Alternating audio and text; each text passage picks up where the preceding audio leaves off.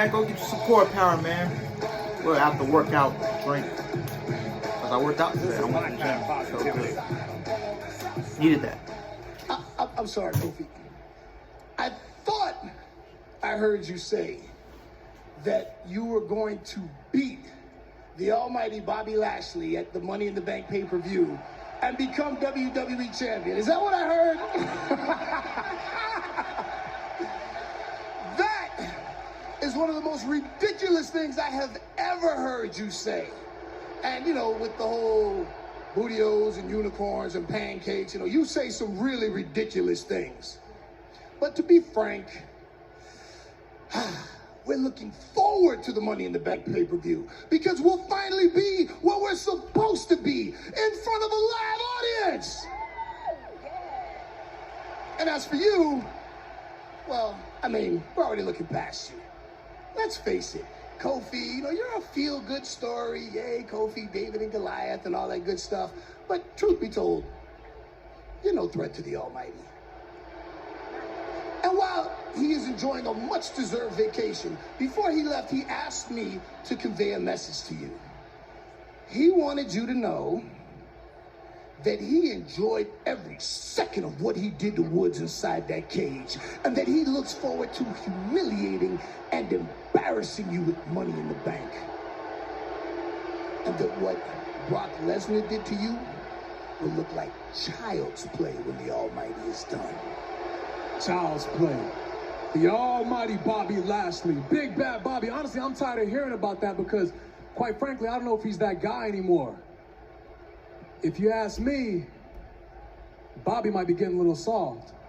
And that's coming from a unicorn horn wearing, pancake tossing, twerking, hip swiveling dude like myself.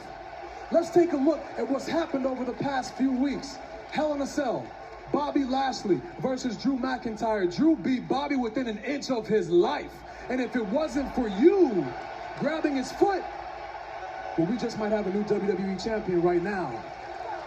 And Xavier Woods, just like I just said, fought with all of his heart, put Bobby Lashley through a table, came this close to beating the almighty Bobby Lashley, came this close to beating the WWE champion.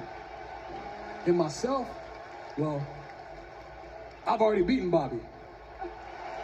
And I know damn well I can beat him again because right now, that's because of Drew McIntyre. Bobby is looking more beatable than ever. It seems like each week, a layer of that almighty is stripped away from Bobby. Every single week, a layer is being stripped away to the point of where at Money in the Bank, Bobby just might be a shell of his former self. Bobby just might look like, he might look like you. Running around in overpriced suits, hobbling around, desperately trying to grasp onto some semblance of what he used to be, some semblance of success. Let me explain something to you. I do the things that I do for the almighty WWE champion because just over a year ago, we started this journey together. He put in the work, he made the sacrifice, and he rose to the top of the mountain. He is the WWE champion. And I do the things I do for him because he deserves it. He deserves all the respect and accolades that go with his success. And I didn't deserve it. I didn't deserve it. Huh? I didn't work hard for the accolades that I had for my success. I didn't work hard for it.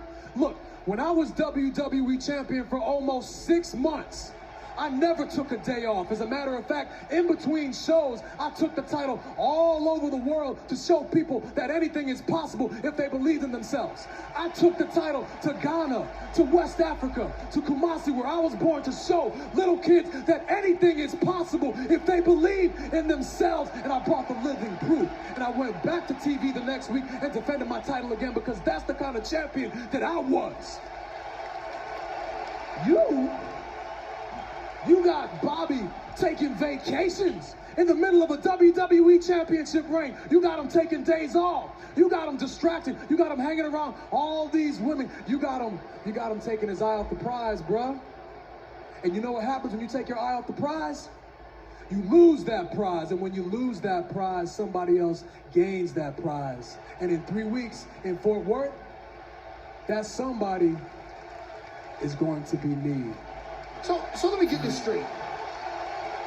when you went back home to Ghana as the WWE champion so that you could bask in the glory of being a national hero, to feed your ego, you were working hard?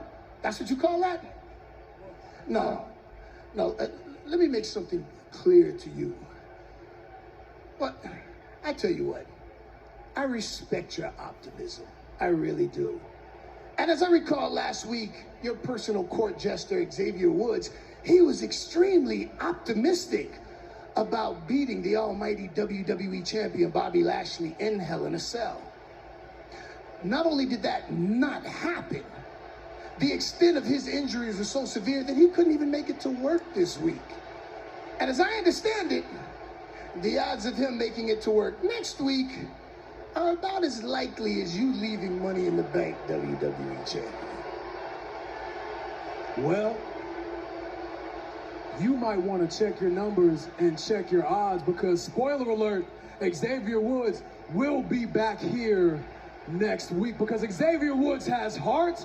Xavier Woods is a fighter. Xavier Woods has resiliency, unlike you, who has been milking this knee injury for the better part of 6 months. You ought to be ashamed of yourself, bro.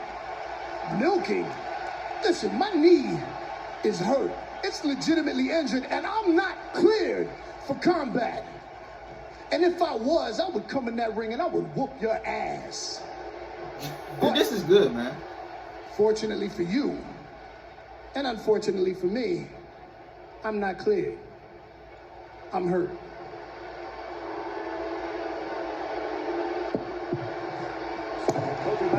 Whoa! Now against MVP. Oh, paradise. That's right. Look at you. Look at you. You weren't too hurt when you were dangling that key in front of my face. When you not was this not that case? You weren't too hurt then.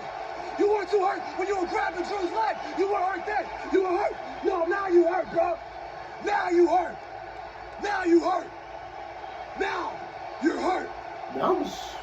This is pretty good. There is a fire that has been ignited in the soul of Kofi Kingston. Pretty good, man. What y'all think in the comments? The WWE champion Bobby Lashley